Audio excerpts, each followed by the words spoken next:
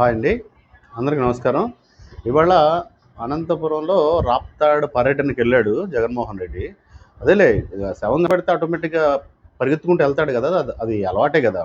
అక్కడికెళ్ళి ఏం మాట్లాడాడంటే, ఏపీ పోలీసులకు వైసీపీ అధినేత జగన్ వార్నింగు. ఇస్తాడు వార్నింగ్‌లు ఎందుకియ్యడు? ఎల్లకాలం చంద్రబాబు పాలన కొనసాగదు. అంటే కల ఏమన్నా కంటున్నావేంటి మళ్ళీ నువ్వేమన్నా వస్తావని? జరిగేది గాదు. చంద్రబాబుకు ఊడిగం చేసేవారికి శిక్ష తప్పదు. నాయనా వాళ్ళు ఊడిగం చేయట్లేదా? చక్కగా డ్యూటీ చేస్తున్నారు.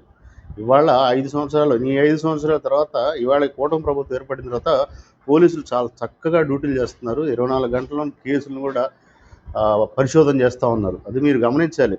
మేము అధికారంలోకి వచ్చాక వారిపై చర్యలు తీసుకుంటాం.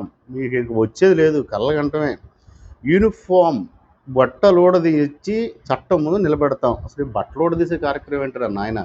బట్టలూడదీసి ఏం చూడాలనుకుంటున్నావు? జనానికి అర్థం కావట్లే.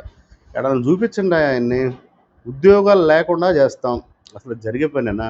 వాళ్ళు ఎంతో కష్టపడి ఐపీఎస్‌లు, తర్వాత గ్రూప్ 1, గ్రూప్ 2లు రాసి ఉద్యోగాలు సంపాదించి డ్యూటీలు నిర్వహిస్తా ఉంటే, వాళ్ళ ఉద్యోగాలు ఎలా తీయగలవు నువ్వు? ఒకవేళ నువ్వు వచ్చావే అనుకో, ఎలా తీయగలవు? ఏమన్నా కొత్త రాజ్యాంగం రాసి, కొత్త సవరణలు తీసుకొచ్చి ఏమన్నా తీయగలవా? అది జరిగేనా? సంభవమేనా? కాబట్టి కాస్త నోరు జాగ్రత్తగా మాట్లాడితే మంచిదయ్యా. నమస్కారం.